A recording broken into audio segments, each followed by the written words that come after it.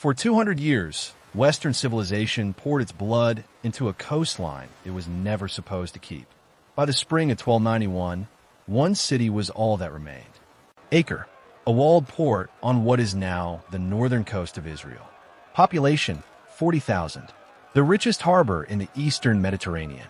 The last Crusader stronghold in the Holy Land. Walk through Acre in its final decade. What you find is not a fortress. It is a city. Merchants argue in 6 languages. Women carry water from the wells. Children run past knights in full mail armor. The harbor never sleeps. Genoese galleys unloading silk. Venetian merchants tallying accounts. Ships arriving from Cyprus, from Marseille, for the eastern spice routes. This is a crossroads, a civilization. Within the walls, 17 different jurisdictions.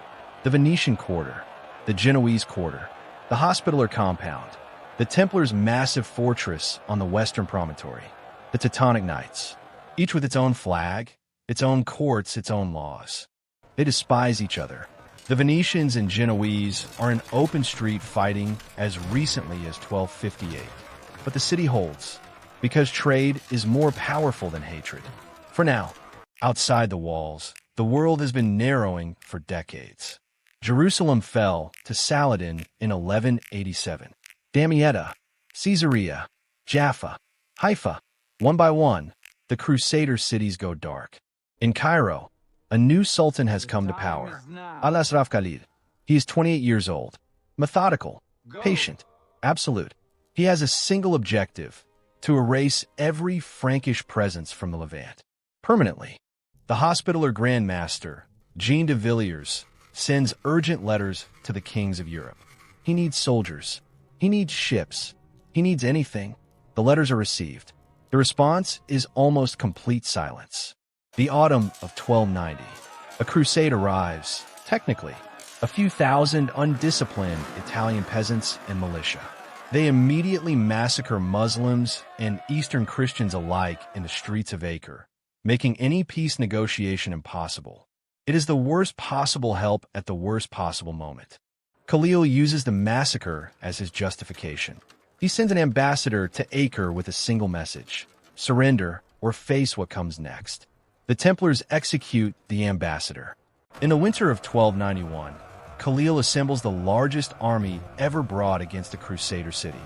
Estimates range from 60,000 soldiers to 160,000. More than 100 siege engines, mangonels, trebuchets, and a colossal machine his army simply calls the Furious.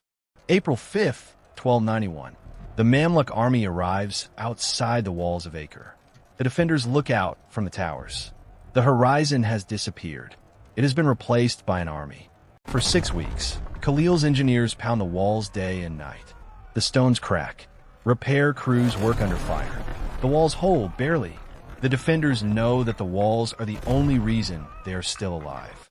Guillaume de Beaujeu, Grand Master of the Knights Templar, is 60 years old. He has fought in 4 Crusader campaigns.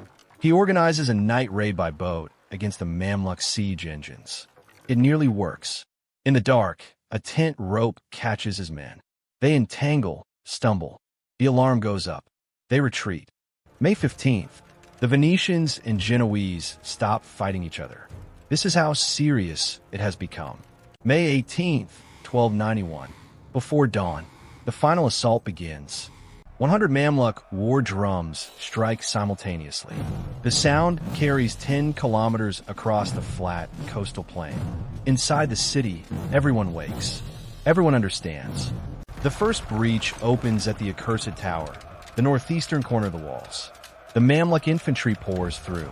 Street fighting begins. Guillaume de Beaujeu rides to the breach. He stands his horse in the gap as the Mamluk soldiers swarm around him. His knights hold the line. For minutes. For an hour. A javelin finds the gap beneath his raised arm, the one place not covered by his armor. He is pulled from his horse, carried from the field. He dies before noon. The city breaks. The harbor fills with screaming. Every boat that can float. Families fight for space on the decks. A Venetian galley pushes off with people still clinging to the hull. Women throw their children onto departing ships, and fall into the water themselves. Jean de Villiers, the Hospitaller master, is wounded and carried unconscious onto a galley. He later writes that he wished he had been left to die on the shore. That death would have been more dignified than what survival forced him to witness. By afternoon, the Templars are the only organized fighting force remaining in the city. They fall back to their fortress on the western promontory. Its walls are 10 meters thick. It is one of the most fortified structures in the medieval world. They seal the gates. For 10 days, a few hundred Templars hold the fortress against the full Mamluk army. On May 28th, Khalil's engineers tunnel under the southern tower. They pack the tunnels with combustible material. They light it. The tower collapses inward. The fortress walls fall with it. The last Templars die in the rubble. Acre is taken. What 2 centuries built? The warehouses, the harbor, the marble-paved markets, the Cathedral of the Holy Cross, the quarters of a dozen competing nations, Khalil orders demolished. He does not want a city. He wants a message. The stones are pushed into the sea. 730 years pass. The harbor silts over. The ruins settle. The objects of 1291, the scales, the swords, the coins, the glass, sink slowly into the cold, anaerobic mud of the bay. Modern Acre is built partly on top of the Crusader city. Walk the old streets today, and you are walking on the medieval street level. The lower courses of the Crusader walls are still there, inside the Ottoman walls that came after. But the most extraordinary discoveries are underwater, in the harbor, in the bay, on the seabed where the Mamluk army pushed the rubble. Archaeologists have been pulling out the objects of a single morning, May 18th, 1291. The Israel Antiquities Authority has been conducting underwater excavations off Acre since the 1990s. The mud is cold. The visibility is poor. The preservation is extraordinary. Bronze merchant scales, still precisely calibrated. A merchant was using them the morning the drums started. He left them where they sat. 7 centuries later, they still work. A sword pommel engraved with a Crusader cross. Hundreds of coins, Venetian ducats, Genoese deniers, local Crusader mints, Mamluk silver. A bronze inkwell, still stained inside with black ink. Glass vessels from Venetian workshops. Ceramic fragments from a dozen different Mediterranean traditions. Syrian, Egyptian, Italian, Byzantine. Evidence of exactly what Acre was. Not a fortress, but a meeting point for the known world.